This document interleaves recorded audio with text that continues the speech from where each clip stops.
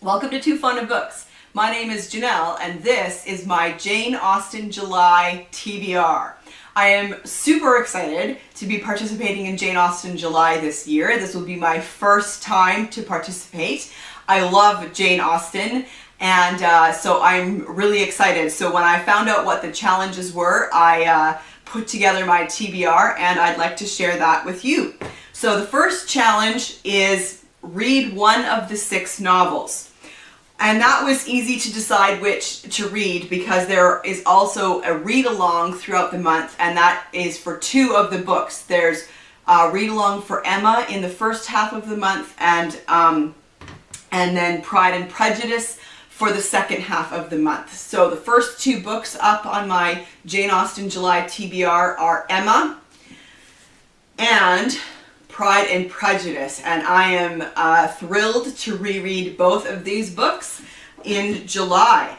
The second challenge is read something that is not one of her 6 main novels. And so I chose, I'm going to read Lady Susan, the Watsons, and Sanditon. And so Lady Susan is a shorter work. It's epistolary, which means it's all letters, which I find interesting. The Watsons is an unfinished fragment. It's one of her works that she never finished. And Sanditon is also unfinished, but that's because she passed away. And so I'm going to read all 3 of those.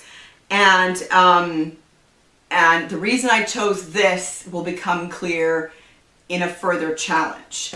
Challenge number 3 is to read a non-fiction work about Jane Austen or her time. And so I chose a work from my own library that I have not read yet. And so this is Jane Austen's England by Roy and Lesley Adkins. I really like this cover. I think it's really cool. So this is daily life in the Georgian and Regency periods. And this is a husband and wife team. They are historians and archaeologists, and they have written over 18 books on history and archaeology. And they are fellows of the Society of Antiquaries of London and members of the Institute for Archaeologists. So that sounds really interesting to me. And this book came out in 2013. So Jane Austen's England. So this is great because I really enjoy reading history about the Georgian and Regency period. I think that's a fascinating time period in English history.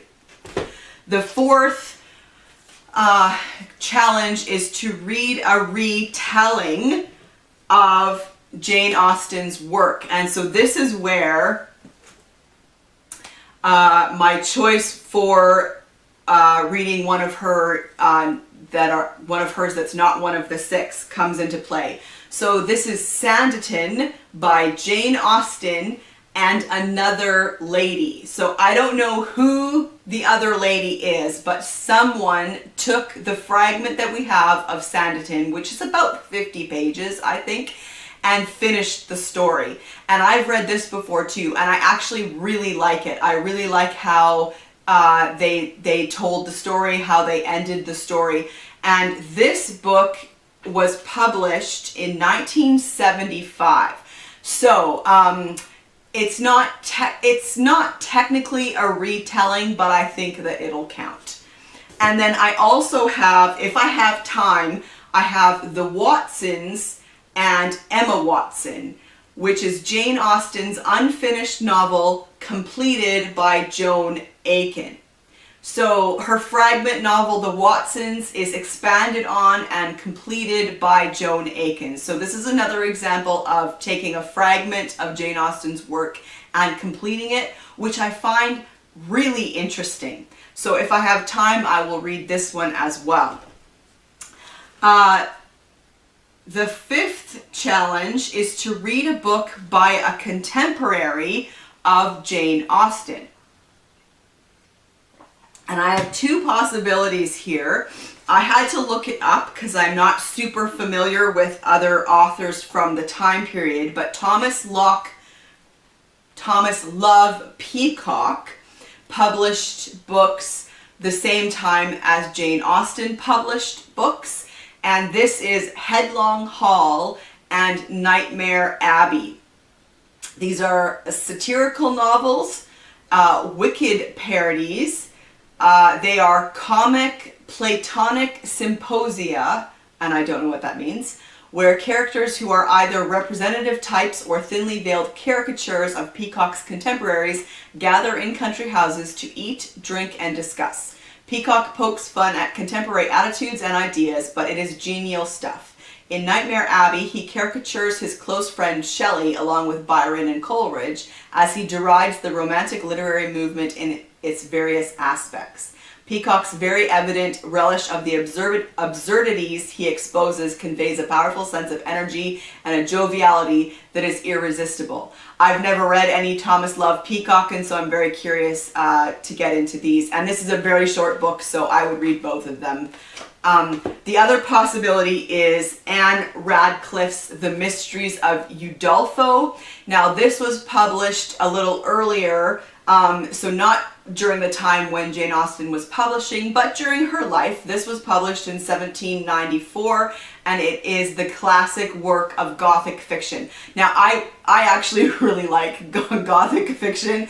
It kind of feels like that's a bit of a confession, because maybe Gothic fiction can be considered kind of trashy novels, but I really like Gothic fiction, and I've never read The Mysteries of Udolpho, and this seems even more appropriate considering that this book is mentioned and discussed in Northanger Abbey.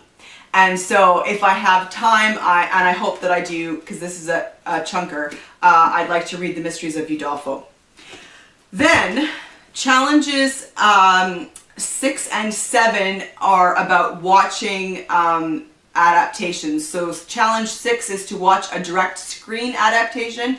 That won't be a problem. I have the 1995 Pride and Prejudice to choose from. I have 2 versions of Emma to choose from. I have 2 versions of Sense and Sensibility to choose from, 2 versions of Persuasion, so that won't be a problem. I'll probably end up watching all of them because I can't help myself. And then the 7th challenge is to watch a modern screen adaptation, and I have some choices there too. So when I do a wrap up for Jane Austen July, I'll let you know what I ended up watching.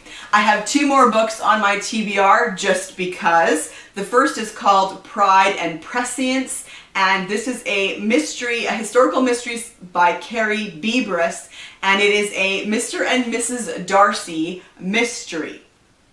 And so this is a book about the newlyweds, Mr. and Mrs. Darcy, who solve mysteries. I can't resist. I adore this. So in this case, they have not even left for their honeymoon when they find themselves embroiled in a mystery involving one of their wedding guests. The lovely Carolyn Bingley is engaged to marry a rich and charismatic American. Unfortunately, this windswept courtship is marred by many strange events such as nocturnal wanderings, spooked horses, carriage accidents, and atypical incidents of mortal consequence. Soon, the whole Bingley family seems the target of a sinister plot, with only the Darcys recognizing the danger. So very fun. And then finally, I also have Among the Janeites by Deborah Yaffe, I'm not entirely sure how to say that. A journey through the world of Jane Austen fandom. And as far as I understand, this book is less about Jane Austen and more about Jane Austen fans, but I'm going to give it a whirl anyway.